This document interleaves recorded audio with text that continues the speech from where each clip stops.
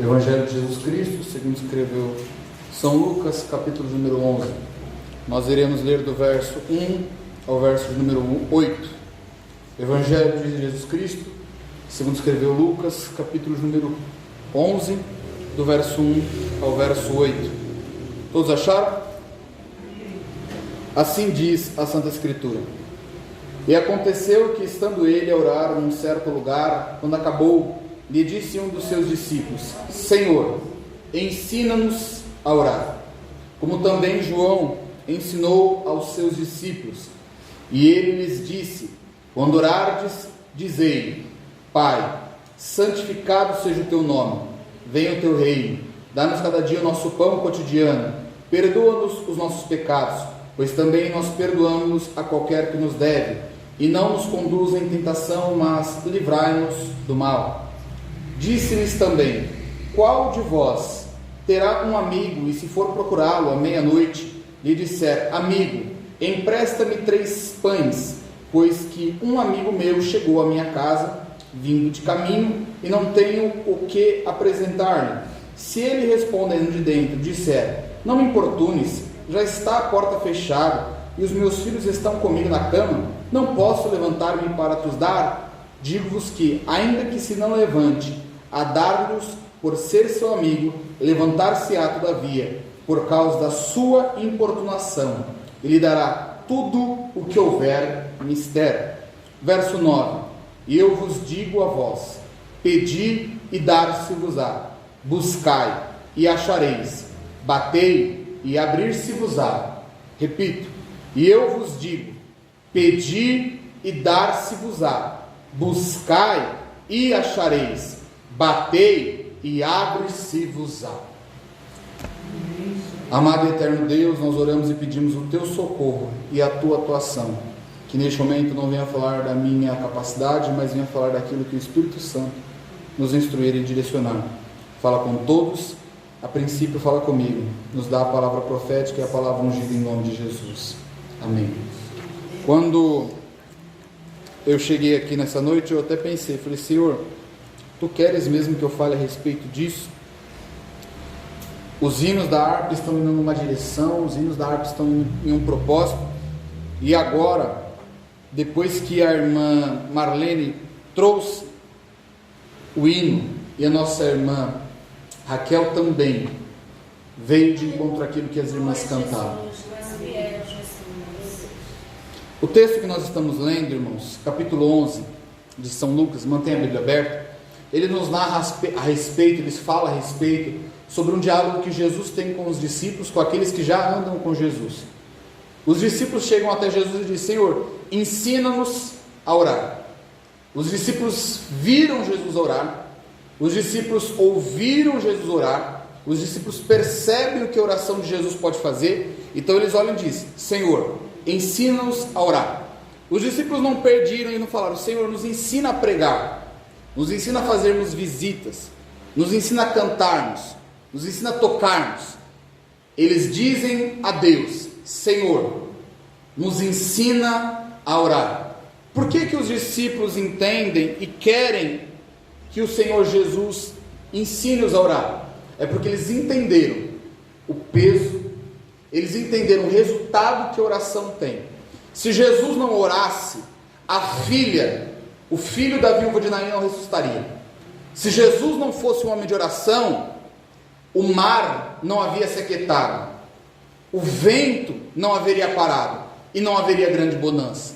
Se Jesus não fosse um homem de oração, aquele endemoniado de Marcos capítulo 5, gadareno, não deixaria aquele homem. Se Jesus não fosse um homem de oração, quando ele falasse diante da sinagoga, os fariseus, os mestres da lei não se dobrariam. Eles entendem que a oração, o momento de comunhão, o momento de intimidade que Cristo tem com o Pai, é a chave, é a porta para que tudo aquilo que Jesus viveu na terra fosse realizado. Nessa noite eu não vim dizer que você não ora muito, que você não tem orado muito. Nessa noite eu vim trazer para você e trazer para mim hoje o que é a oração, o porquê que a oração é importante, e talvez até mesmo algumas verdades que nós já sabemos da oração, mas a rapidez a ansiedade, a angústia, os boletos nos impedem de orar. Nessa noite o Senhor nos pega pela mão e diz: filho, vamos orar. Nessa noite o Senhor diz para mim: Felipe, eu quero que você ore. Meu irmão e minha irmã, diante de você não está o homem que ora mais do que qualquer um. Diante de você não está o especialista em oração. Mas diante de você está alguém que, como você, é carente de oração. O Senhor diz em Tiago: considerai Elias, um homem sujeito às falhas e às tentações como nós, mas que quando ele orou por 3 anos e meio, não choveu, nem orvalho caiu, nem nada desceu do céu, diante da oração daquele santo homem de Deus.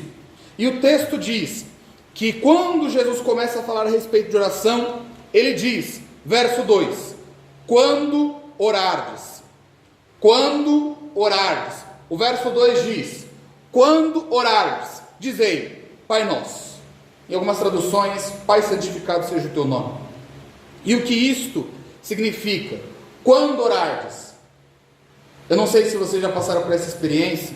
Eu acho que o Fagner e o Gabriel já devem ter passado. Você está voltando da escola, aí você recebe o WhatsApp, aí a sua avó, sua mãe manda. A mensagem é assim: quando você estiver voltando, me traz um pacote de margarina.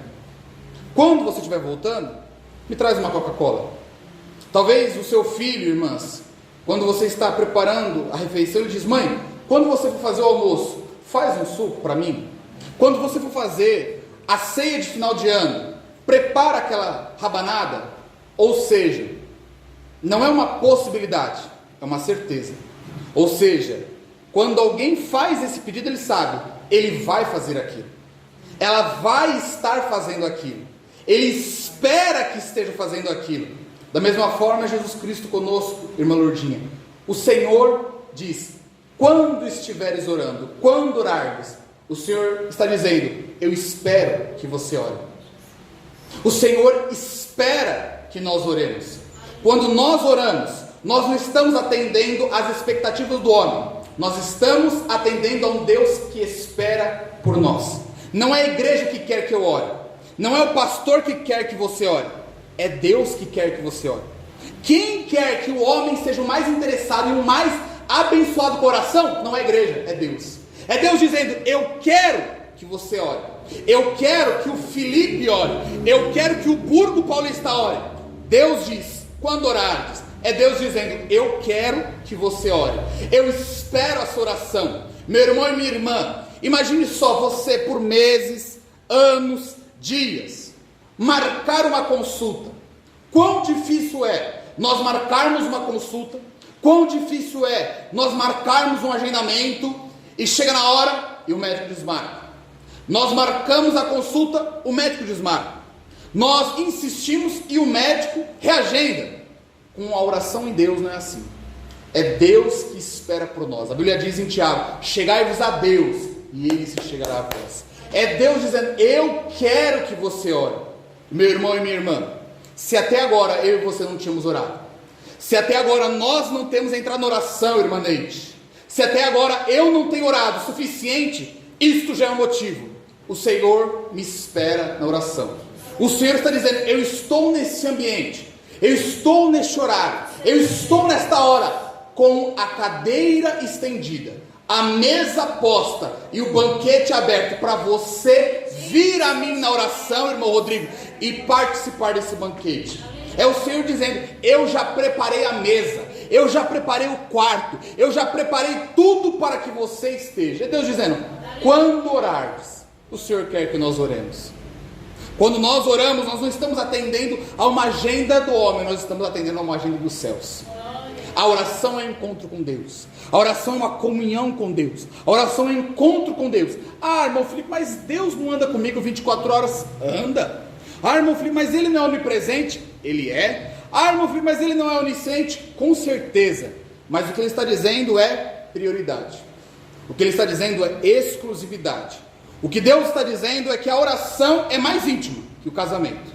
O que Deus está dizendo é que a oração é mais urgente do que qualquer conta. O que Deus está dizendo é que a oração é mais necessária do que o copo d'água. A oração, Ele diz: quando orardes. Esse encontro é para mim. Esse encontro é para ti, esse encontro é para nós, para todos aqueles que professam e declaram o nome de Jesus Cristo. Quando orares. E o Senhor então vai trazendo aplicações, o Senhor então vai trazendo parábolas e trazendo até mesmo ensinamentos a respeito da oração. E nós chegamos no verso de número 5. O Senhor diz a parábola de que havia um homem que recebe um viajante em casa. Este homem acorda de madrugada com um viajante, e o viajante pede algo a comer, algo para me alimentar. Aquele homem então revira a sua casa, procura, bate, insiste, talvez até pergunta para sua mulher, querendo algo para alimentar aquele viajante, e ele não tem. O que este homem faz? Ele vai até o vizinho.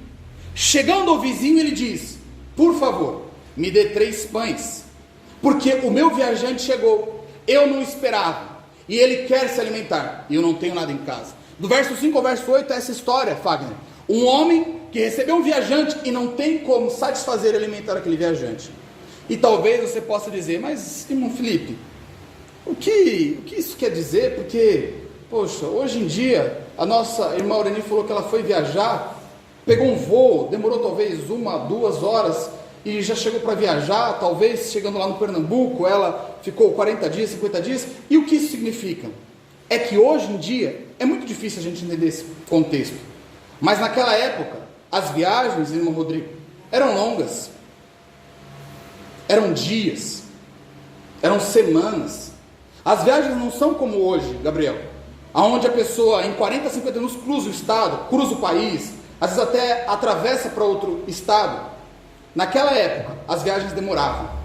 Segundo, quando alguém chegava da viagem, quando alguém chegava de um ambiente externo, era uma obrigação, era uma responsabilidade daquele que era o dono da casa, aquele que era o hospitaleiro, receber bem, tratar bem. O Senhor Jesus experimentou isso, porque Jesus disse para aquele homem: eu chego na sua casa e você não me lava os pés, você não me dá de comer. Porque era o costume daquela época, Gabriel, de que quando alguém chegasse de viagem, o hospitaleiro levantasse, servisse, lavasse os pés, preparasse uma refeição, um banho. Não tinha água encanada como hoje, então alguém preparava uma bacia para se banhar, preparava um belo prato, preparava uma refeição, trazia o vinho, trazia as frutas, e aquele que chegasse de viagem apenas estenderia os pés, comeria, se satisfaria e depois iria dormir. Então aquele homem recebe um viajante de madrugada, num horário inoportuno, num horário inesperado, e ele olha para dentro da sua casa e não tem nada. Então o Senhor traz esta reflexão para nós, de que a história deste homem é a história da oração. Como assim, irmão Felipe? O verso 5 diz que aquele homem, no meio da noite, é acordado por um viajante, e ele vai até a casa do seu vizinho, pedindo pão, pedindo alguma ajuda. Ele pede um socorro. Ele pede: olha, só você pode me ajudar, só você pode me trazer pão agora, só você pode saciar a fome do viajante. O que isso significa? A oração é o nosso socorro. Há momentos na nossa vida, há circunstâncias em nossas vidas em que nós precisamos deste pão. Há momentos em nossa vida em que nós não temos recursos, Fagner. Há momentos em nossa vida em que nós não temos a provisão. Há momentos em nossa vida em que nós não temos o abastecimento. Há momentos em que nós não temos a cura. Há momentos em que nós estamos passando pela dificuldade. Há momentos em que nós estamos chegando ao fim do poço. E a oração é isto. A oração é o socorro para o crente. A oração é a cura para quem está doente. A oração é a palavra para quem está perdido. A oração é o consolo para quem está solitário. A oração é a força para quem está desanimado. Isto é a oração. O Senhor usa essa parábola e diz: aquele homem pediu, aquele homem clamou, aquele homem não tinha. A oração é isso. A oração é a resposta para quem não tem nada.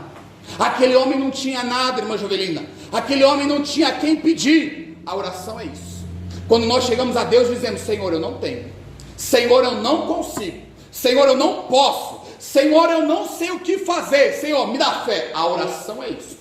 Quando nós, irmão Rodrigo, quando nós, irmã Lourdinha, nós não temos nada, abrimos a nossa porta, abrimos a nossa janela, abrimos a nossa geladeira, vasculhamos a nossa casa e não achamos. A oração é isso. A oração é nós chegarmos diante de Deus e dizer: Senhor, eu não tenho, Senhor, eu estou seco, Senhor, eu estou com medo, Senhor, eu estou sem fé, Senhor, eu estou fraco, Senhor, eu preciso, Senhor, eu não tenho. A oração é isso. A oração é o bote salva-vidas para quem está se afogando. A oração é o pão para quem está faminto. A oração é a água para quem está sedento. A oração é isso. Alguns pensam que a oração é apenas falar, palavras difíceis, mas a oração não é isto. A oração é buscar o socorro em Deus. Quando ninguém mais pode lhe ajudar, quando ninguém mais pode lhe socorrer, quando ninguém mais pode levantar, a irmã cantou aqui, Deus proverá.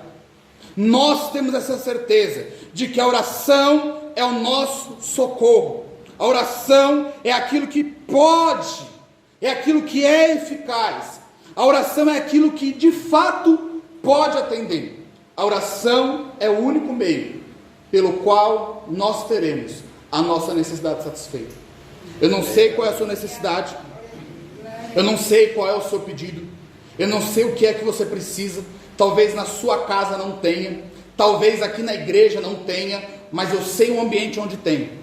Quando os seus joelhos encostarem com o chão, quando a sua alma se derramar, quando a minha alma se derramar diante de Deus, nós teremos este socorro. O texto diz, no verso de número 6, pois que um amigo meu chegou à minha casa, vindo de caminho, e não tenho o que apresentar. Imagine só, a pessoa chega em sua casa, presbítero Aldemar, e diz, olha, eu quero comer. Olha, irmã Lili, eu preciso de um prato de comida. Olha, irmã Yolanda, eu preciso de algo para satisfazer. Aquele homem, ele não falou, olha, eu não tenho, eu vou embora, eu não tenho, ele não falou, porque ele sabia que se ele fizesse isso, ele estaria sendo humilhado. Qual de nós chegaria e diria, olha, eu não tenho mesmo? Não, nós não falamos isso, nós guardamos, nós deixamos para dentro, nós não transparecemos. Mas esse homem vai até o vizinho e diz, amigo, eu não tenho. Olha, amigo, eu não tenho. Amigo, eu até queria ter, mas eu não tenho. Este é um caráter, esta é uma característica da oração. A oração, Fagner, é onde a gente pode se abrir. A oração, irmã Aureni, é onde a gente pode se humilhar. A oração é o ambiente onde a gente pode dizer, eu não tenho. A oração é um ambiente onde a gente pode falar o que a gente não fala em casa. Quantas coisas que nós gostaríamos de falar e não podemos. Quantas coisas que nós gostaríamos de dizer, expressar, falar em voz alta, está aqui na ponta da língua, mas nós não falamos. Mas na oração nós podemos. Quantas coisas estão fervendo no nosso coração, quantas dores a gente passa, Fagner, quantas dificuldades a gente enfrenta, quantas coisas a gente está passando aqui, humilhações, perseguições, calúnias, dificuldades, e nós não podemos dizer. Mas na oração nós podemos dizer, eu não tenho. Senhor, eu até mesmo queria acreditar, mas eu não consigo acreditar. Senhor, eu queria ser mais crente, mas eu não consigo. Esse é o ambiente. Diante desse amigo nós podemos dizer que nós somos fracos. Diante desse homem nós podemos abrir, rasgar o verbo, contar as nossas lutas, dizer, Senhor, aqui está doendo. A oração é isso. O que você não pode falar para o seu marido, você pode falar diante de Deus. O que talvez você não pode falar para a sua amiga de oração, você pode falar para Deus. O que você não pode falar talvez na congregação, diante de Deus você pode falar. O Senhor diz, da mesma forma como este homem se abriu, da mesma forma, Rodrigo, como este homem disse o que ele precisava, diante de Deus nós podemos dizer aonde dói. Nós podemos dizer que não tem. Mas se eu falar diante do meu filho que eu não tenho, que eu não posso, que eu estou com medo, que nem mesmo eu acredito, diante de Deus você pode. Se talvez você não quis falar para o seu marido, se talvez você não quis falar para mim, para um obreiro, para uma irmã, saiba, diante do Senhor você pode se derramar. Deus não aponta, Deus não julga, não diz que você não é crente. Deus ouve. Quantas coisas estamos engolindo? Quantas coisas engolimos, não dizemos a ninguém. Mas o Senhor diz, na oração você pode se humilhar, na oração você pode falar, na oração você pode dizer, não tem, mas na oração você pode. A oração é o ambiente aonde nós podemos estar vulneráveis. A oração é um ambiente onde nós estamos expostos. A oração nós podemos abrir o nosso coração. Na oração nós podemos abrir a nossa alma. Na oração nós podemos contar quais são as nossas lutas. Este homem buscou um amigo. E quando ele encontrou esse amigo, carnal, de pele, de osso, igual eu e você, ele abriu e disse: aqui não tem. Mas nós, diante do Espírito Santo, podemos abrir e dizer: Senhor, eu não tenho. Senhor, eu até queria acreditar na promessa. Senhor, eu até queria acreditar na profecia. Mas eu não estou conseguindo hoje. Aumenta a minha fé. Me dá fé. Me fortalece. Senhor, eu quero. É isso que é oração. Nós não podemos achar que oração é apenas falar. Oração é se derramar. Oração é se quebrantar. Oração é dizer que nós estamos necessitados. O verso 7 diz: o vizinho que está dentro de casa, se ele respondendo disser: não me importunes, já está a porta fechada, os meus filhos estão comigo na cama, não posso levantar-me para te dar. Ele diz: olha, eu estou deitado, eu já estou no meu conforto, eu já estou no meu ambiente confortável aqui, eu não posso. Eu não vou sair do meu ambiente para atender a sua necessidade. Eu não vou deixar o meu conforto, o ambiente agradável para mim, para te atender. Naturalmente, todos nós faríamos isso. Mesmo que você seja crente, mesmo que você seja obediente, mesmo que talvez seja o seu pai ou sua mãe que peça, talvez nós ficaríamos deitados na cama. Nós ficaríamos em uma situação confortável. Só que o texto diz que a oração tem este poder de transformar o natural. A oração tem este poder de transformar a lógica. O homem não tem motivo para te ajudar. O homem não tem motivo para te socorrer. Aquela situação não tem motivo para agir ou resultar daquela forma. Mas é isso que a oração faz. Ela tem poder para mudar a natureza. A oração tem poder para mudar a lógica. De ano em ano acontece assim, mas quando nós oramos, Deus faz de ano em ano parar. A oração tem este poder, a oração tem esta eficácia. Todo mundo faz assim, mas quando eu e você oramos, Deus faz de outro jeito.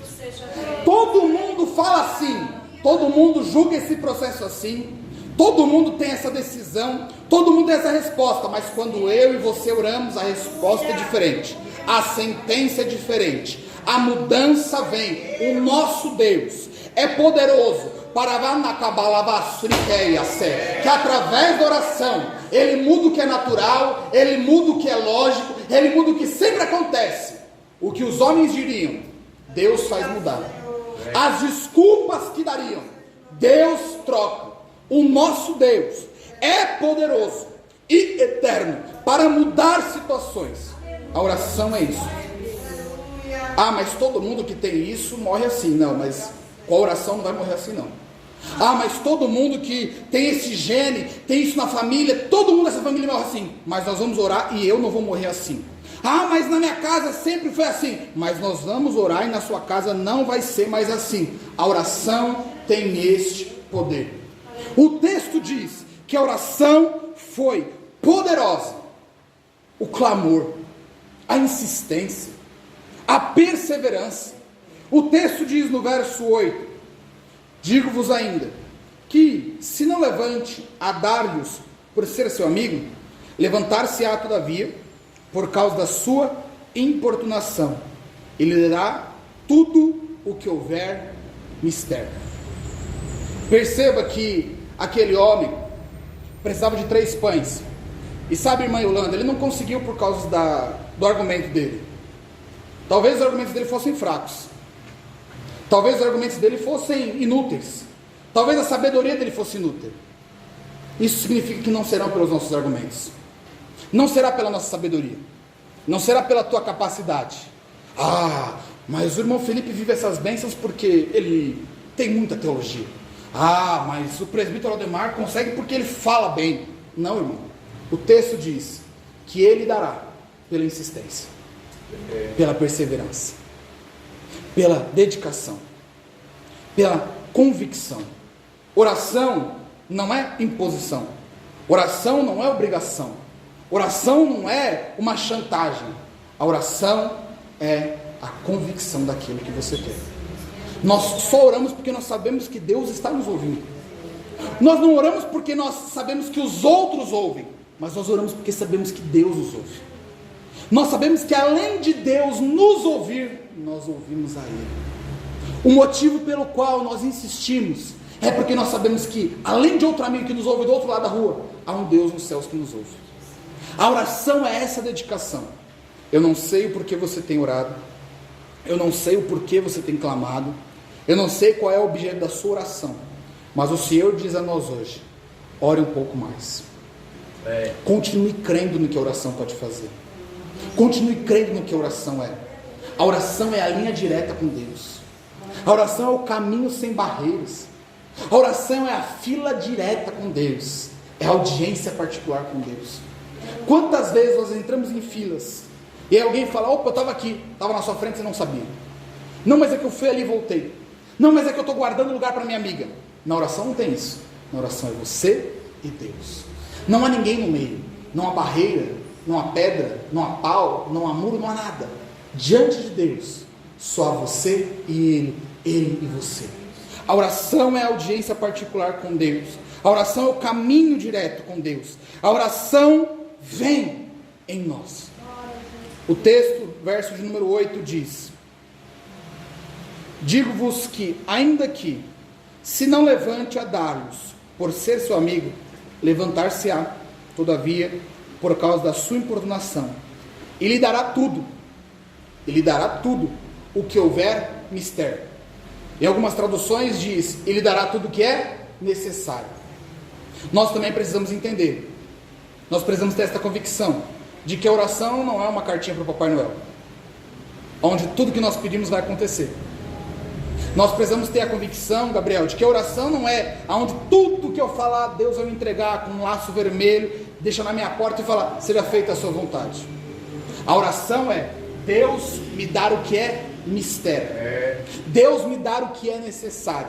Aquele homem precisava de 3 pães. Ele não precisava de um carro, ele não precisava de uma carroça, ele não precisava talvez de uma boa veste, ele precisava naquela hora de 3 pães. A oração também nos ensina a entender o que é necessário. Será que nós estamos realmente pedindo a Deus o que é necessário? Será que nós estamos pleiteando em oração aquilo que é necessário? Será que para nós aquilo que nós queremos diante de Deus na oração é o que Deus tem para nos dar?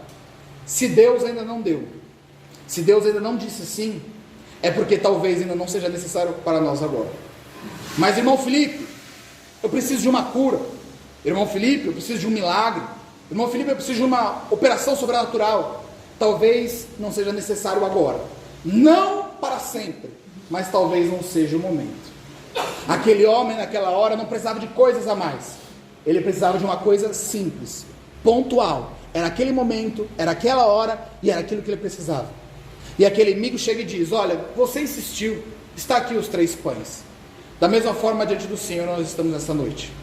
Talvez as nossas listas, as nossas petições, os nossos momentos estão ainda sendo focados em coisas que não são essenciais. E Deus está dizendo: eu quero te dar o que você precisa e não o que você quer. O texto continua dizendo: e eu vos digo, pedi e dar-se-vos-á, buscai e achareis, batei e abrir-se-vos-á. Meu irmão e minha irmã, o que o texto diz? Que este amigo, no meio da madrugada, chega na casa de alguém, quer comer, chega diante desse homem, não tendo comida em casa, este dono vai até outra casa para pedir pão, e ele pede 3 pães. Vamos ler o verso 2, verso 3. Verso 3 diz: dai-nos cada dia o nosso pão cotidiano. Dai-nos cada dia o nosso pão cotidiano. Sabe o que isso significa? Que se eu e você orarmos, nós teremos esse pão. A oração é isso. O maravilhoso da oração é isso. O verso 3 complementa a parábola. A parábola conta a história de um homem que em casa não tem pão. A parábola diz que esse homem, no verso 5, bate na casa do vizinho pedindo pão. Mas o versículo 3 diz: dai-nos cada dia o nosso pão.